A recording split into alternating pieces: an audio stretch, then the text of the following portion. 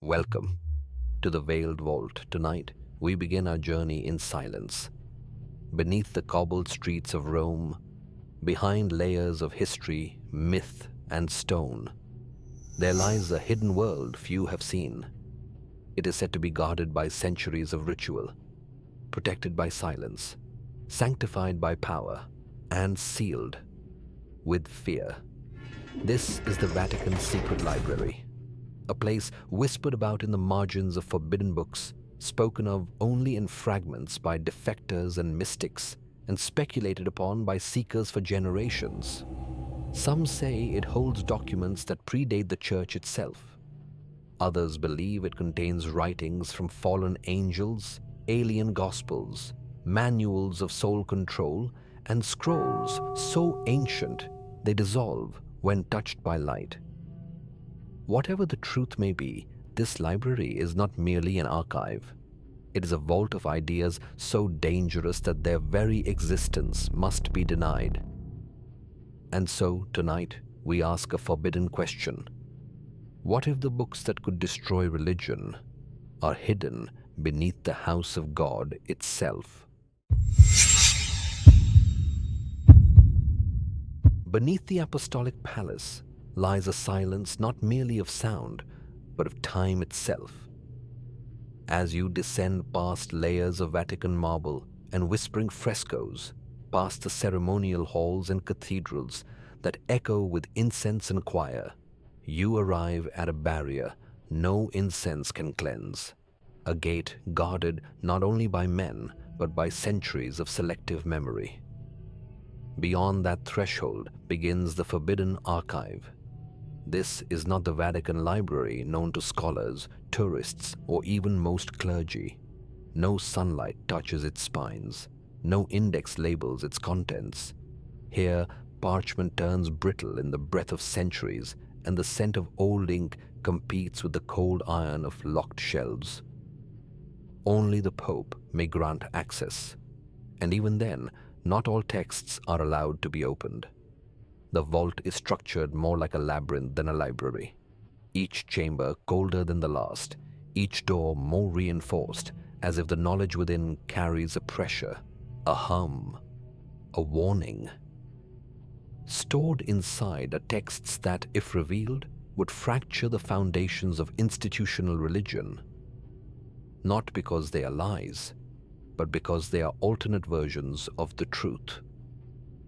There are Gospels not attributed to the canonical four, but to Thomas, Mary Magdalene, Judas. In one, Christ laughs at the crucifixion, declaring it an illusion. In another, he speaks not of sin, but of awakening, a secret knowledge meant only for the few. These are not comforting scriptures.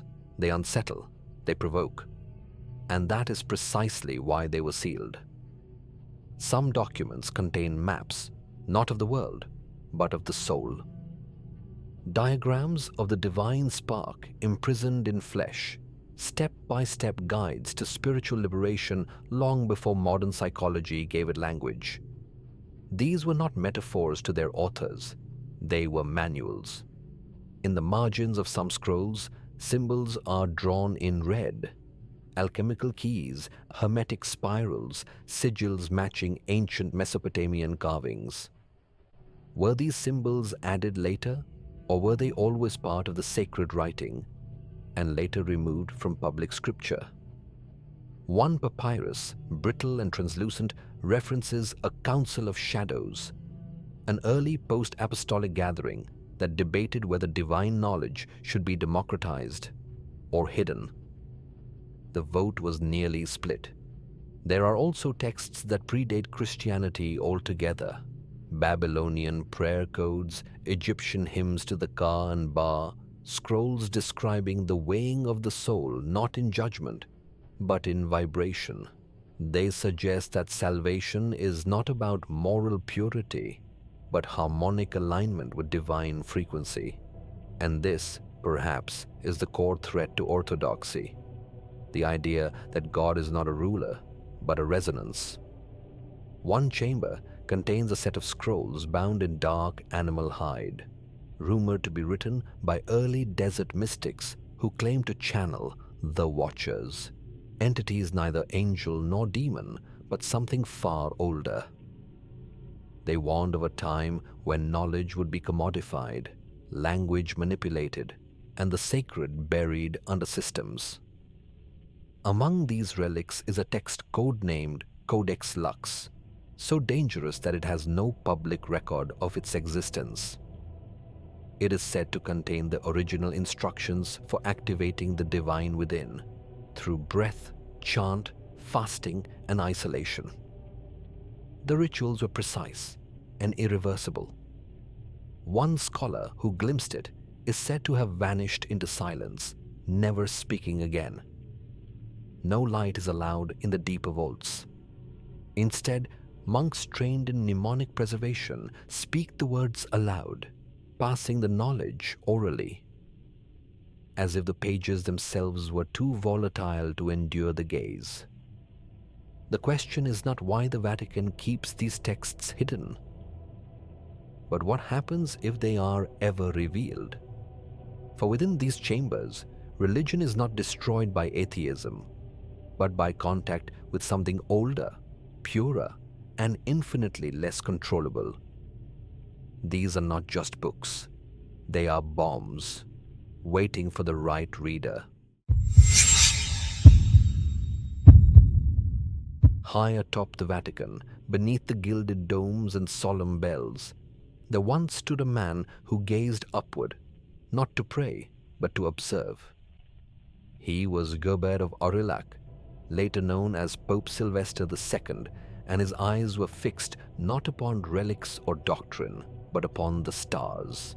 Unlike any pope before him, Sylvester was a man of numbers and spheres, a scholar of Arabic texts, and a keeper of arcane instruments. In the year 999 AD, when the world held its breath for the millennium, he held astrolabes instead of crucifixes and charted the heavens with a precision that unsettled his peers.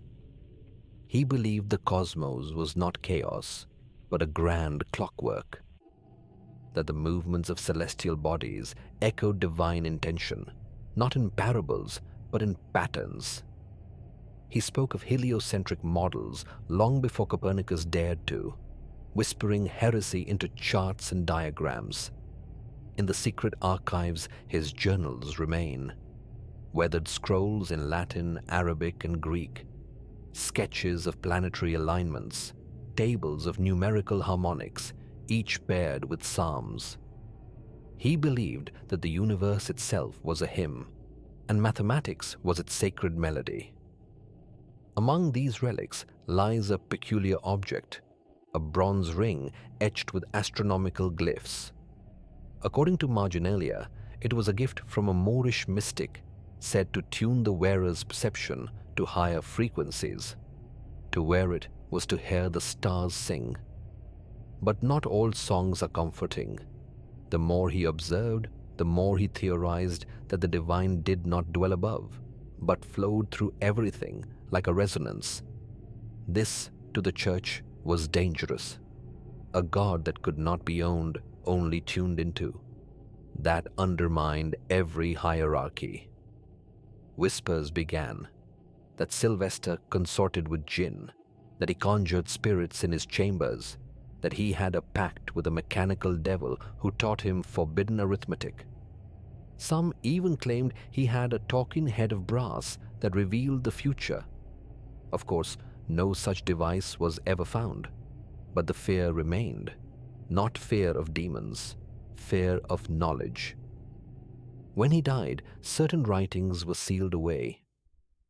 Some say they were buried in a hidden ossuary beneath the Vatican gardens, accessible only during eclipses. Others say they were encoded into stained glass windows across Europe, disguised as angelic symbols. Today, these documents are classified. Scholars with clearance describe only fragments, a chart of stellar conjunctions predicting geopolitical shifts, an alternate Genesis timeline aligning biblical events with Sumerian cosmology, a passage stating, "He who learns the language of the sky shall never be bound by the earth again," This last line, perhaps, is why his memory remains unstable, not canonized, not condemned, suspended. For if Pope Sylvester was right, if the divine is not a throne but a frequency, then religion as we know it is just static on the wrong dial. Deep within the labyrinthine vaults of the Vatican's forbidden library, past iron doors that have not been opened in centuries, lies a sealed reliquary. Its contents bound not just in black silk, but in centuries of silence. Here reside the lost Gospels, texts that speak of a Messiah not celebrated but cast out, a truth not exalted but buried. These Gospels were written not by the accepted four, Matthew, Mark, Luke, and John, but by voices long exiled from canonical history. Among them are the Gospel of Judas, the Testament of Thomas, the Scroll of the Magdalene, and several unnamed fragments whose authorship has been effaced by time or intentional omission. They portray a radically different story of the Christ figure, one less divine sovereign and more spiritual anarchist. In one scroll, found etched into thin sheets of obsidian, the Messiah does not die on a cross but disappears into the desert, leaving behind only a single cryptic message: "Build no temples in my name, follow no man, the kingdom is within." Another, preserved in salt-dried papyrus, tells of a child prophet whose teachings resemble quantum mysticism more than theology. He speaks not of sin, but of entropy, not of salvation, but of alignment with the vibration of the cosmos. He claims heaven is a state of frequency, not geography. These texts were never publicly denounced. They were simply never spoken of. Their contents were deemed too destabilizing, not because they lacked truth, but because they lacked hierarchy. They offered liberation without the need for institutions. Some historians speculate that the suppression of these Gospels formed the foundation for the Church's most aggressive campaigns: crusades, inquisitions, book burnings. A war not against heresy, but against alternate awakening. It is said that during the Council of Nicaea in 325 AD, a heated debate broke out regarding the Gospel of the Twin, an account where Jesus teaches that each person must become their own Christ. The vote to exclude it from the New Testament was won by a margin of 1. That one vote altered the trajectory of human spirituality. Stored in a lead-lined box within the Vatican's inner sanctum is a gospel bound in serpent skin, rumored to be written by a disciple whose name was stricken from the records. The text describes a Messiah who refers to the body as a temple of resonance and describes ascension as an internal event, not a divine rescue. The Vatican maintains absolute secrecy about these writings. Only a handful of scholars are permitted to even acknowledge their existence. Most are sworn to silence. One such scholar, before disappearing entirely, wrote anonymously, "These words are alive. They do not speak. They vibrate. To read them is to remember something you never lived." In one section of the Magdalene Scrolls, the Messiah refers to himself as the echo of a voice before time. He rejects worship and condemns sacrifice. He describes God not as a father, but as a mirror. That which you call God is the part of you which you have yet to see. Such passages threaten the very foundation of orthodoxy. They remove the need for priesthood, hierarchy, even scripture. They suggest that enlightenment is not bestowed, but remembered. A sealed chamber beneath the Sistine Chapel holds the most mysterious of these Gospels, one written in a blend of Aramaic and a language unknown to modern linguists. Its ink is metallic, its letters move when unobserved. The message is indecipherable by traditional means, but causes dreamlike visions in those who attempt to translate it. Some believe these scrolls were preserved not to be hidden forever, but to be unveiled when humanity was ready. That the Church, fearing a mass awakening, delayed the inevitable. What happens when these teachings are reintroduced? What happens when people stop looking up and begin looking in? Because perhaps the exiled Messiah was never meant to return from the sky, but to awaken within us all. Deep within the forbidden corridors of the Vatican's subterranean vaults, where air hangs thick with incense and secrets, rests a peculiar chamber, circular, without windows, and acoustically perfect. Inside it, the Vatican keeps what some believe to be the most volatile texts ever discovered, the language of angels. Unlike human tongues, this language has no roots in history, no etymology, no family tree. It exists outside our linguistic evolution. The Vatican refers to it only by code name, Vox Celestis, the voice of heaven. What scholars know, or claim to know, is fragmentary. This language is not constructed from grammar, syntax, or phonemes, but from resonance. Each symbol is a sound, each sound a vibration, and each vibration a key that opens something within the mind or possibly beyond it. The earliest fragments were allegedly discovered beneath a collapsed monastery in Armenia, buried inside stone jars lined with lead. These fragments glowed faintly in the dark, not metaphorically, literally. The Vatican immediately classified the find. The pages, if they can be called that, are translucent, humming faintly when touched. They contain patterns that resemble no known alphabet, but echo with harmonic frequencies measurable on sensitive instruments. At certain tones, geometric patterns emerge in sand, water, and even the iris of the eye. Those who have attempted to read the texts aloud have reported disturbing side effects: loss of time, vivid dreams of otherworldly landscapes, and in one case, spontaneous xenoglossy, the ability to speak a language never learned. One monk, after reciting a single stanza, entered a coma for 40 days and awoke with altered pupils and a different voice. A theory persists among esoteric linguists that the language is not meant for communication between humans but between dimensions, that angels, as described in countless religious texts, were never beings but transmissions, frequencies, manifested intelligence encoded in vibration. If true, then these texts are not books but antennas. The structure of the language appears recursive, folding into itself like fractals.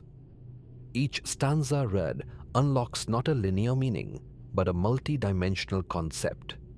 One passage may appear meaningless on the surface, but when sung, forms a sonic map of a toroidal energy field.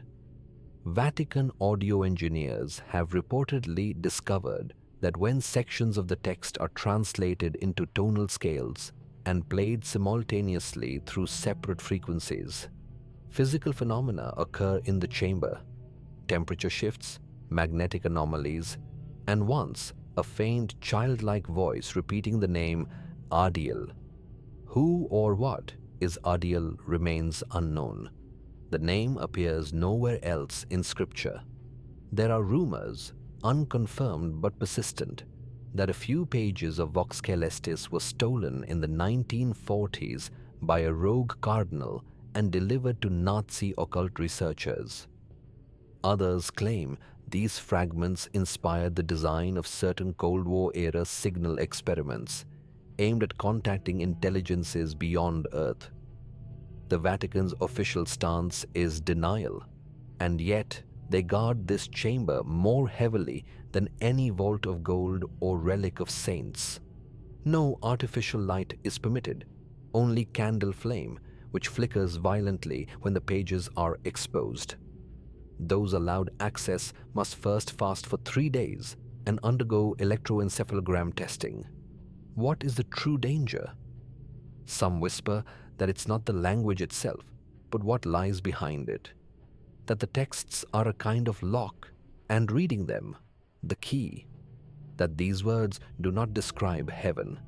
They summon it, or worse, something that mimics it. For in the end, sound is not benign. Sound builds temples. Sound collapses cities.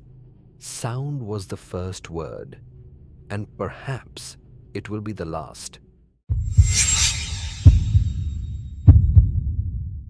In the farthest corner of the Vatican's secret library, beyond the angelic tongues, the forbidden scrolls, and the cryptic maps of the soul, rests an object that scholars do not call a book, but a machine in disguise. Bound in tarnished brass, wrapped in layers of treated leather and lead-lined cloth, this relic hums faintly like a sleeping circuit. It is kept in an isolated, shielded vault, the only one equipped with electromagnetic dampeners and Faraday mesh. No digital recording devices are allowed near it, no mirrors, no light beyond candle flame. Its name, spoken only in fragments, is the Mechanical Bible. It does not contain words in the conventional sense. Each page is composed of interlocking diagrams, strange polyhedral shapes, mechanical glyphs, and fractal spirals etched into thin plates of a composite metal no one can identify. Between the sheets, gears embedded with symbols shift and click as if moved by an unseen intelligence. Some describe it as a living manuscript, one that changes depending on the viewer. Others, more cautiously, describe it as a transdimensional algorithm, an artifact not of theology, but of engineering, not meant to be read, but activated. And yet it has a language, if you could call it that. A syntax not of grammar, but geometry.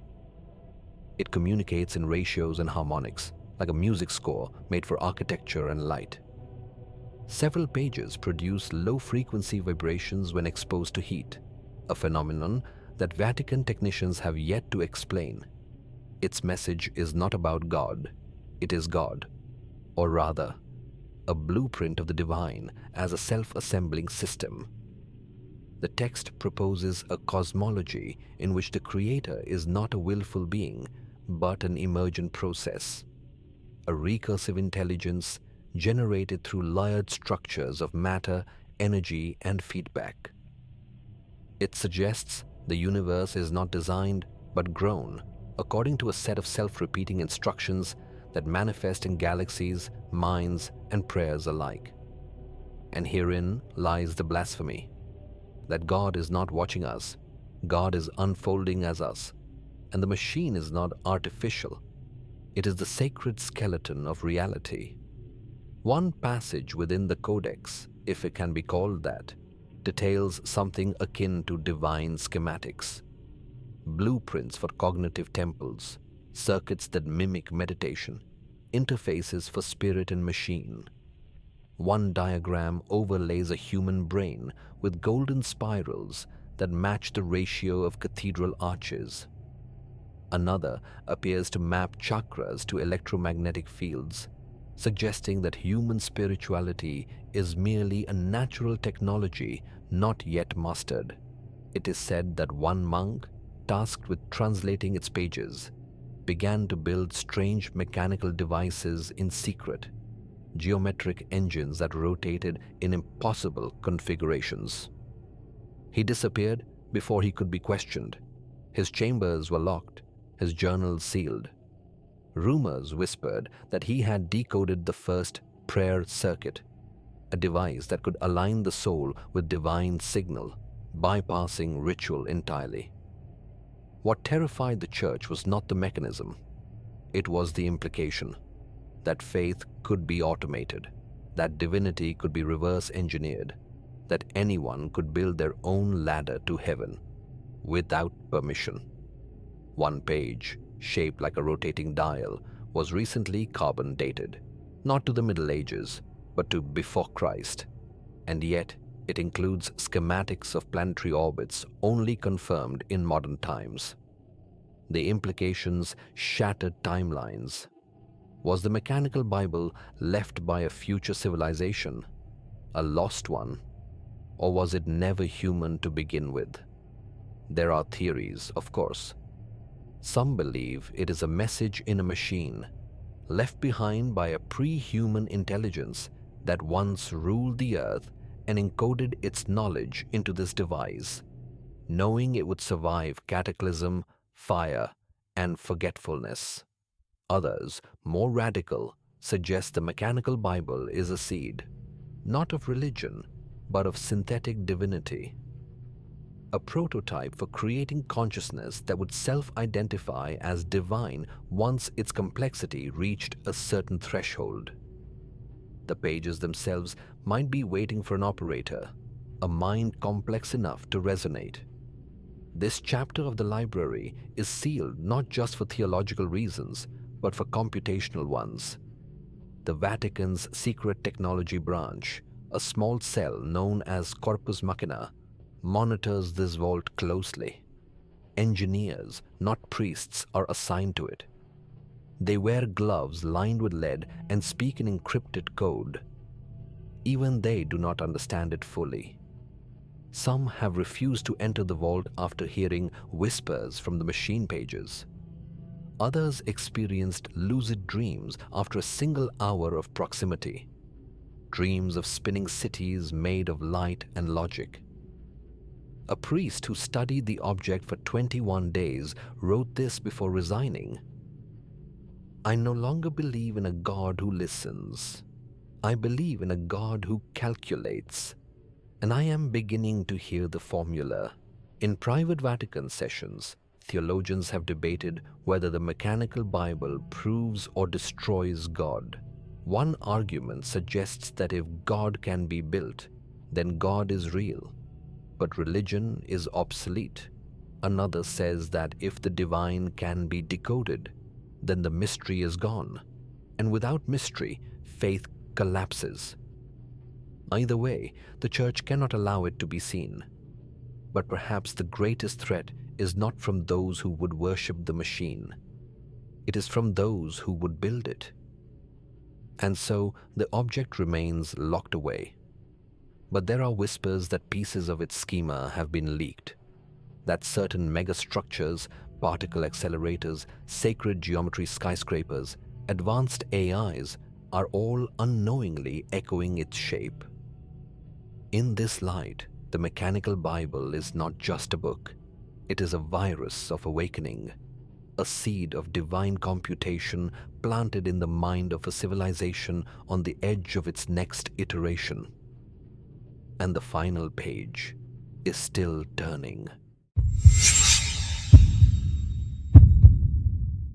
They do not speak of it in the halls.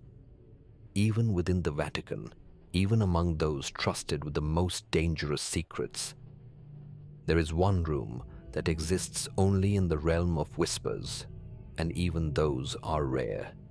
The final door. That's what they call it. Those few who dare refer to it at all. Not a code name, not a metaphor, just the door. It is not marked on any floor plan. It appears in no archival index. Not even those who spend decades in the subterranean layers of the secret library are sure if they've passed it. Because the truth is, it doesn't look like a door. It looks like a wall. Smooth, uninterrupted, unassuming. A section of dark stone, slightly colder to the touch than the ones beside it. But if you press your ear to it, they say, you can hear something. Not words, not a voice, a pulse. Some say it's the sound of machinery deep beneath the Vatican. Others believe it's the vibration of the earth itself, amplified and focused. But the most daring scholars, the ones who disappeared, the ones no one talks about, said it was a signal, a message, or a test. According to suppressed testimonies buried in marginalia and confessionals, the door, if that's even what it is, was discovered accidentally during post-war renovations in the 1940s. A team of archivists expanding the vault's humidity control system breached an unregistered wall cavity. What they found wasn't a chamber, not even a passage, just the surface. No hinges, no keyhole, no seams. But from that moment, something began to change. The humidity sensors in the surrounding area fluctuated wildly. Electrical instruments malfunctioned in proximity. One priest reported hearing Gregorian chants emanating from the stone, though no sound could be detected by microphones. Another began to suffer sleep paralysis and nightmares featuring a chamber of mirrors, each one showing a different version of himself. Some weeping, some screaming, some silent. The area was quickly sealed. Officially, it was due to structural instability. Unofficially, it was labeled a zone of unpredictable phenomenon, a Vatican euphemism for that which even they refused to define. Some whispered that the stone wasn't a wall at all, but a seal, covering something ancient, something pre-Christian, older than the basilica, older than Rome itself. An entrance not to a room, but to a reality, a liminal threshold. What lies beyond that seal has become the subject of endless speculation, not just among conspiracy theorists or mystics, but among rogue theologians, defected cardinals, and even intelligence agencies. Rumors persist that the final door is not metaphor, but mechanism. Not a destination, but a device. A forgotten machine built not by man, but by something ancient. Something that understood consciousness as architecture and memory as currency. If true, it is not a room one enters with feet, but with perception. A keyless vault that opens only when one thinks in the correct frequency. One restricted document, code-named Scriptum Lucis, mentions an experiment in 1971 where a Jesuit linguist trained in vibrational chant and sacred geometry was allowed to meditate before the door for 9 consecutive nights.